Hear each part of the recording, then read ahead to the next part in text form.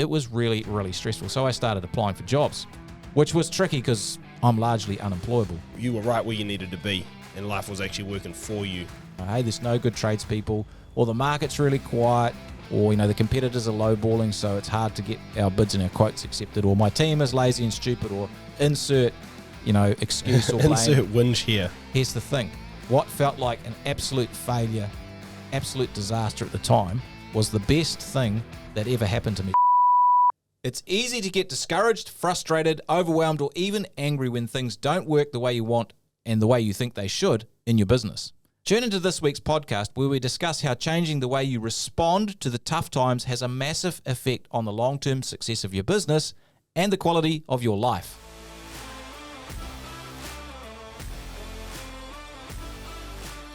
Well, howdy there, Tony Fraser-Jones, the host of the Profitable Tradie podcast, tuning in here with Philip Smith. How are you today, Philip? Always good. I love the little howdy as well. Sometimes it's a g'day, some day it's a howdy. Today's a howdy kind of day, isn't it? It is a howdy kind of day, partner. Yeah, I love it. Let's do it. What are we getting into today? Mate, the topic for today are problems and challenges are, obviously a fact of business and life. And I think problems and setbacks are definitely frustrating. I think we've all been frustrated with that. And people deal with them really differently. And I think how you deal with the setbacks or the failure is key. And that's what we're going to be talking about today. Yeah, nobody gets through life unscathed. And everyone has problems. And if you think in your business that you're going to get through and not face challenges, that's just not the way it is. No. I think the big mistake that most people make isn't the mistake they thought they made. So it's not the mess that they've created. It's not, what they didn't do or did do wrong. It's actually how they view that situation. Yeah. So people tend to fall into blame and they make excuses and they say it's outside my control. Hey, there's no good tradespeople, or the market's really quiet, or, the competitors are lowballing, so it's hard to get our bids and our quotes accepted, or my team is lazy and stupid, or insert excuse or blame. Insert whinge here. Yeah, insert whinge here. And we all do this. And, of course. And this is human nature. It is human nature. Yeah. But that doesn't necessarily make it helpful. No. And so what most people don't realize when they're making excuses is they are making excuses. And sometimes that comes in the form of, there wasn't much I could do, or it didn't work out, actually down to actually blaming specific people. But the thing is, if you change the way you look at failure or mistakes or challenges, you can create a completely different long-term result. And that is what the winners do. They look at mistakes differently. Yeah, 100%. It's not just, obviously the result you've had here, it's what led to that and how you can change things afterwards and reflect back on it and make changes so that you don't make it again. The actual bad result in the first place can really be a blessing in disguise depending how you use it moving forward, which is what it's all about. Exactly the point. So I'm sure you got a story. I do have a story. I'm actually going to get a bit personal today. Oh, we love a personal story. Deep and meaningful. It's a story from my own sort of business journey. So back in about 2006, I had a restaurant that I owned. I sold that. I made a decent profit out of it, and I got into property investing, buying and selling property, doing renovations, some small developments, lease options, rent to owns, a whole bunch of stuff. We used to advertise privately for houses, putting flyers around and all sorts of stuff. And it went really well for a couple of years. Made a lot of money, bought a lot of houses. And then the GFC hit in 2008, was it? Yeah, 2008. Yeah, and into 2009 and stuff, and it got really tough. So I couldn't sell houses because nobody would buy them. You couldn't get finance because the interest rates were high and the banks had all shut up shop. Typical, when you need money, they don't give it to you. When you don't need it, they will. We digress there. Yeah, we digress into some bank hating. Yeah. I'm sure we've got some friends in the podcast on that. On that note. Note. But anyhow, it was a really tough time. And I was struggling to make ends meet. So I had massive interest bills that I didn't have enough income to pay. And it was tough. And it was tough financially. Now, luckily, through the grace of God and a little bit of help here and there, I got through that. We didn't end up defaulting on anything. But one of the things I did during that time was I couldn't make any money out of the business. It just wasn't viable at that time. And so I needed to find a way to feed my family. We had 2 kids at that stage, and it was really, really stressful. So I started applying for jobs, which was tricky because I'm largely unemployable. That's why I work for myself. And That's for sure. Yeah, and I guess a lot of us listening are the same. You know, like we couldn't be employed by anyone else, so we've got to do our own thing. But that's another whole story. So I applied for a bunch of jobs and couldn't get any. I remember one particular job was a commercial manager for a large laboratory company. It was a reasonable job. I got through to the last 2 people, and I didn't get the job. I was gutted because I thought, man, that's going to keep us going. Absolutely gutted. Now, it was tough, real tough. And the thing is, within 3 to 4 months, I'd actually started this coaching business. I'd got some sales training. I'd set that up. And 10 weeks after that, we had 12 clients, and this business kicked off. Yeah. And, now, this, like years later, it's like 13 or 14 years later, we're sitting here doing this podcast. We've got a great team here. We're working with clients right around the globe. We're working with, I think, 450 clients right now. Yeah. And we've worked with thousands over the years, changing lives, doing what I'm absolutely passionate about, with a great business that makes a huge impact on the world, provided for our family and provided employment for a bunch of people. And it's amazing. I feel very grateful. Yeah. Here's the thing. What felt like an absolute failure, absolute disaster at the time, was the best thing that ever happened to me, because if I had got that job, I don't think this would have happened. That's right. Imagine if you're still working at the laboratory. You probably would be, to be honest. Or a job somewhere. Something similar. Because I would have got into the situation where I had a regular income coming in. It would have been too difficult to leave it. Yeah, and instead here we are sitting right here. Having fun.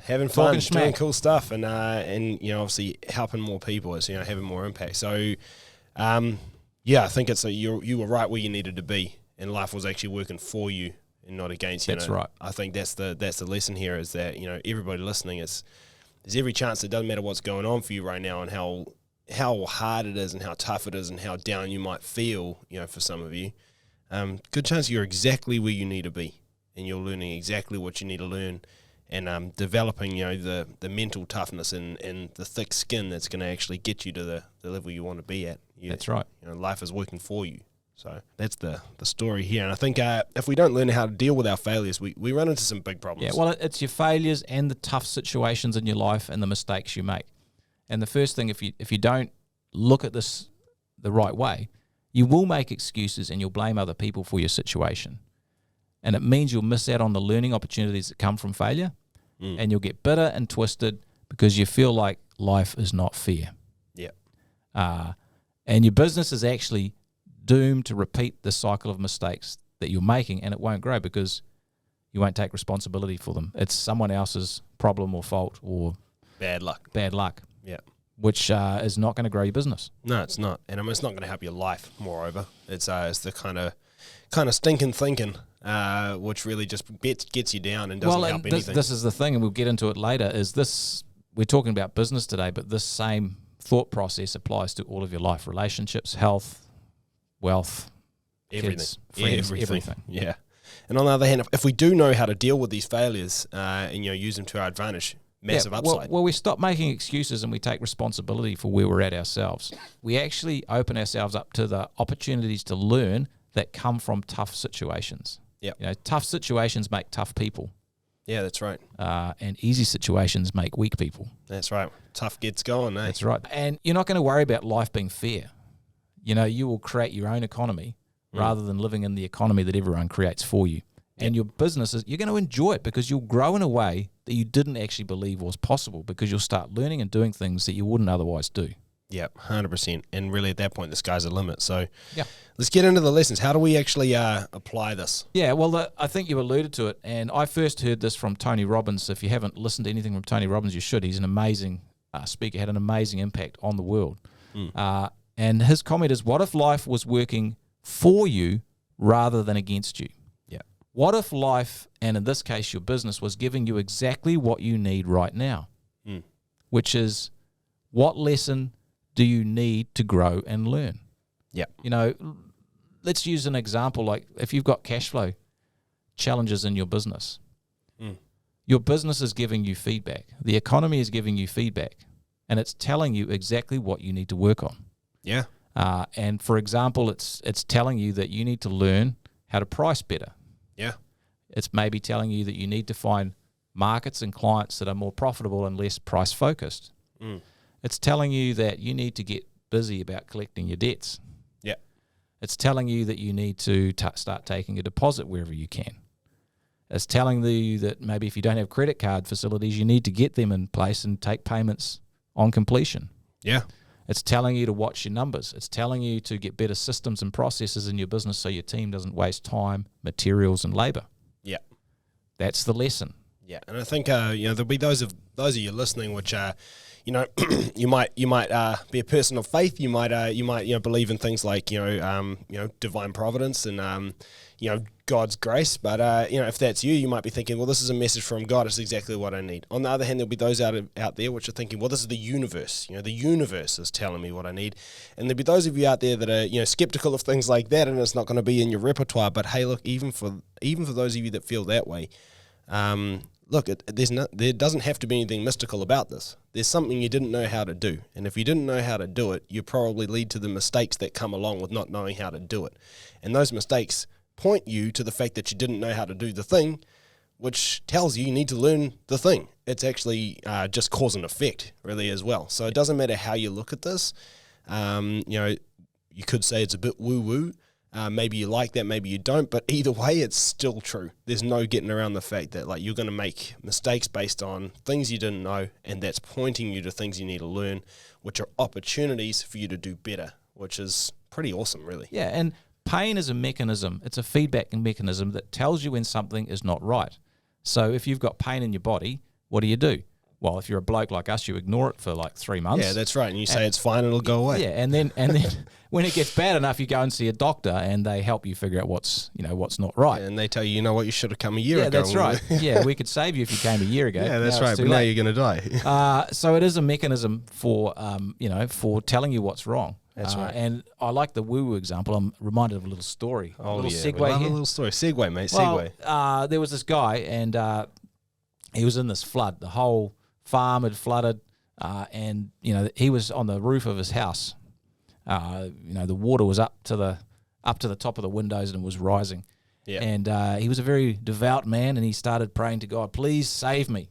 Yeah. And as he's praying, this helicopter flies over, and the guy, lowers a ladder, and he waves him away. No, God's going to save me. Yep.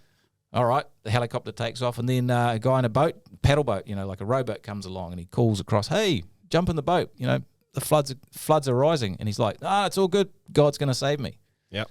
And then 20 minutes later, guy comes along in a jet ski, comes right up to the roof, says, jump on, you're going to drown if you stay. And he's, no, it's all good, God's going to save me. And then he drowns. Unfortunately. And he gets to heaven, and he's like, God, I prayed that you'd save me. And God was like, well, my man, I sent you a helicopter and a rowboat and a jet ski. What else did you want? Yeah. And that is what it's like in life. It can definitely feel that way. So, and the thing is, we'll get the same results if we haven't learned the lesson. And this is the thing. You'll find that you might continually have cash flow problems in your business, or you continually can't find the right staff, or you continually get frustrated and overwhelmed, or you're continually losing work based on pricing and your sales process. Yeah. Well, God will send you the same lesson until you learn it, or the universe or whatever. You'll keep getting the lesson until you learn it. Yeah, and I think the big thing as well with that lesson is having the ability to actually stand back, reflect, and have your eyes open so you can see those opportunities in the failures and in the disasters. Where I think a lot of the time, we get so tunnel vision on how we want it to go, and the fact that that's not how it's going. And we're so tunnel vision that we don't have our eyes open to all of the opportunities that come along with those difficulties. And I think that's really the key is, whether it's God, the universe, or cause and effect, it's sending you those opportunities within every disaster. And you just have to have your eyes open to it, which is a skill. It's it's really a skill. It's something we have to work on. And I think that's a huge part of this. It is. Henry Ford had a great saying, failure is simply the opportunity to begin again, this time more intelligently. Yeah. And that's exactly what we're talking about. So as you said, we just want to recalibrate that concept of failure, mistakes, and mistakes. And the quicker and the more mistakes we make, actually, the more we learn and grow. Yeah, That's the right. funny thing. So more mistakes are actually better as long as you learn. Well, people always say fail forward, fail fast, right? So you just get through them. These are all learnings. And I think if you embrace those failures as learnings and you're looking for the opportunity in them rather than beating yourself up and hating the world, those are the people that are going to rise stronger. So it's really, really important. They are. And I think what we're really dealing with here is, it's actually fear. That's right. It's fear of making a mistake, fear of failing. That's that psychological fear. If we try something and it doesn't work out, it kind of feels it's actually a bit of a death of your ego. You kind of think less of yourself. You might feel rejected. What will people think of me? What will I think of me? Yeah. So there is some kind of stuff that keeps us locked in here. Yeah. And that's why it's important to actually, the perverse, the reverse is true, isn't it? The more mistakes you make and the more messes you probably create, the more you're going to learn, the quicker you're going to get to success, as long as you keep an open mind and learn stuff. I mean, there are some people who keep making the same mistake over and over again. That's because they're not paying attention. Yeah, 100%. And I think the big thing here is think about that fear of failure. It's usually the hardest part with it is you've already failed in a way. So you fail at something, you make the mistake, and we say, oh, I wasn't afraid to fail. I did fail. But actually the real fear is after you've failed and you've kind of got that little bit of proof in your mind about, oh, see, I can't do it.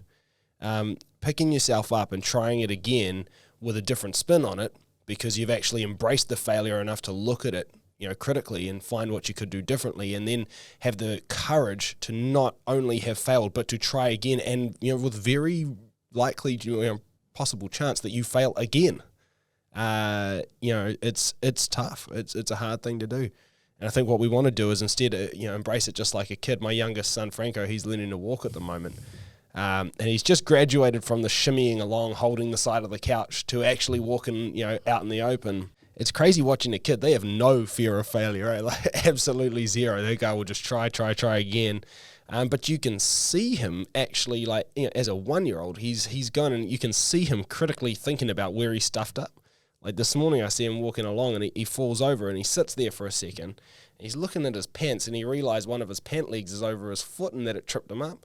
And he pulls it up and then stands up and tries to walk again. And I'm like, that's what we're trying to do here, right? Is rather than being scared to try again because you look like an idiot, it's embracing the failure enough to look at it, see where you went wrong, and then try again with the tweak. And that's really the key. That's a cool story.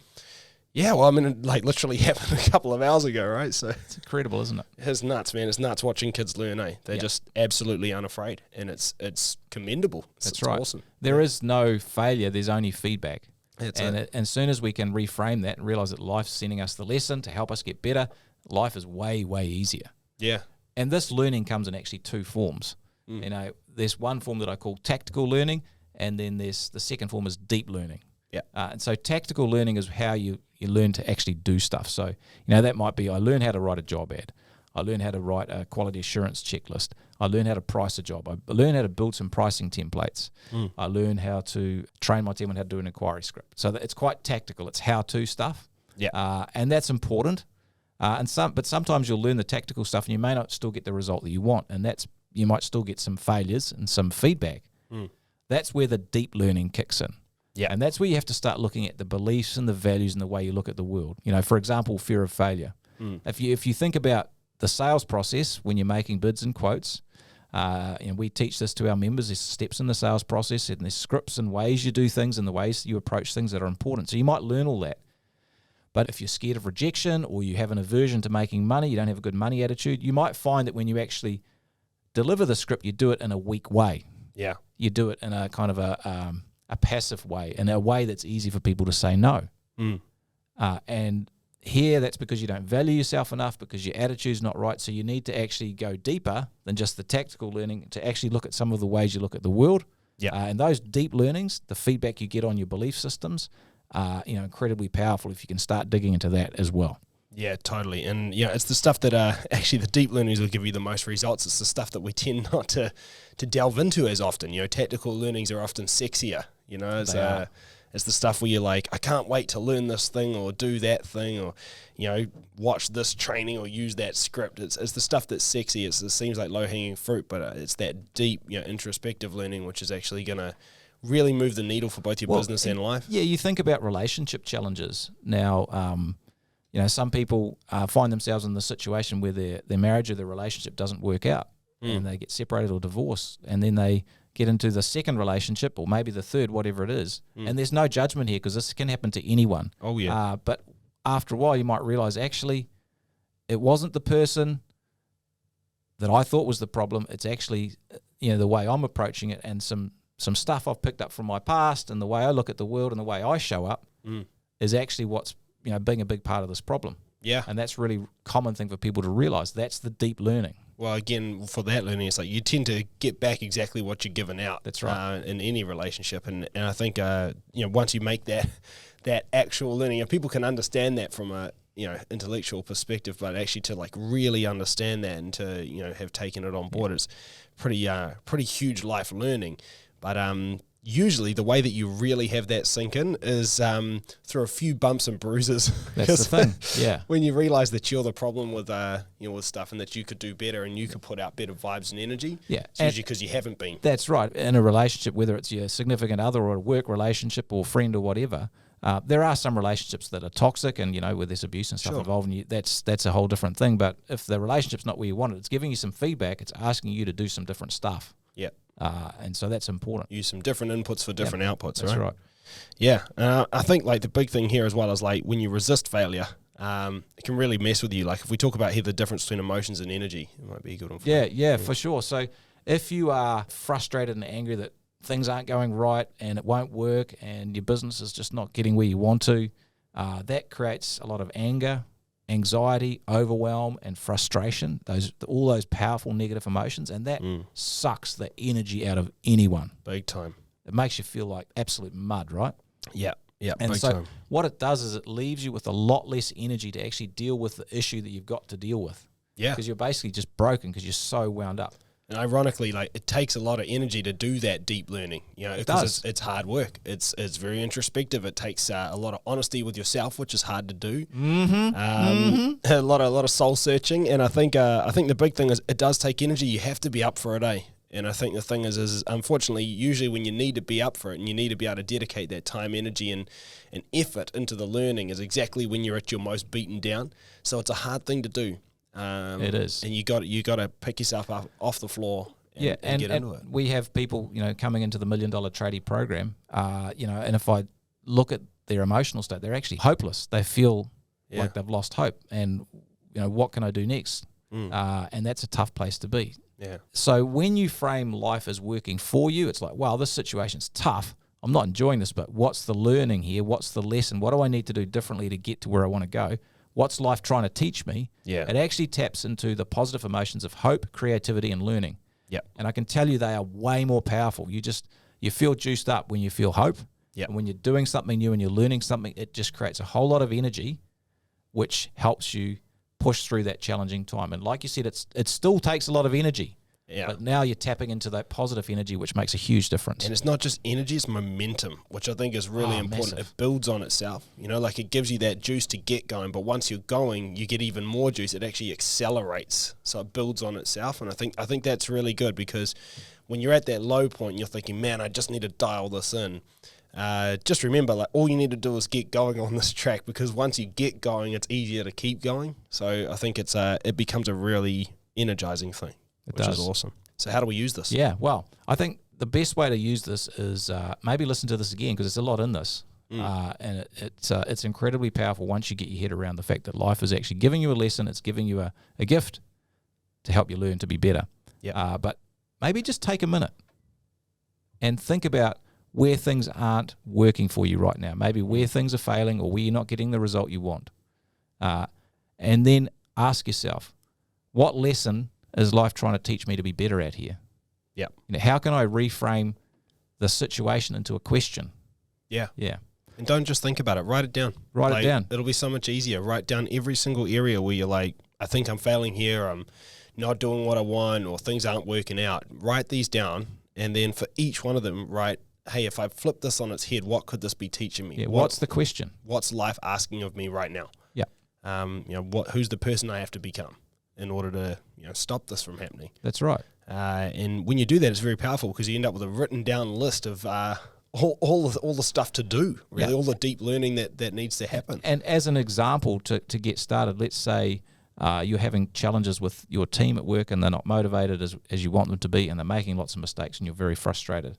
Rather than getting angry and frustrated with them, switch it around to how can I learn to be a leader who creates a motivated, productive, and profitable team? Yeah. That's a better question. Way better question, and way more beneficial to you and your business and your life. That's right, in a totally different emotional space you put yourself in as well. Yeah. So it's a hopeful, creative, and learning-focused space rather than a blame, excuses, and anger space. Yeah, totally. Lots and lots of examples we could go through here. Yes. But I think the thing is I want people to go away and do this now. So take the time. take the time and let's land this plane. Alrighty, next time things go wrong and you're frustrated or angry with the results you're getting, ask yourself, how is life trying to help me here? And what lessons do I need to learn to crack through to the next level of success? Thanks heaps for listening. We'll catch you all again next time. See you later.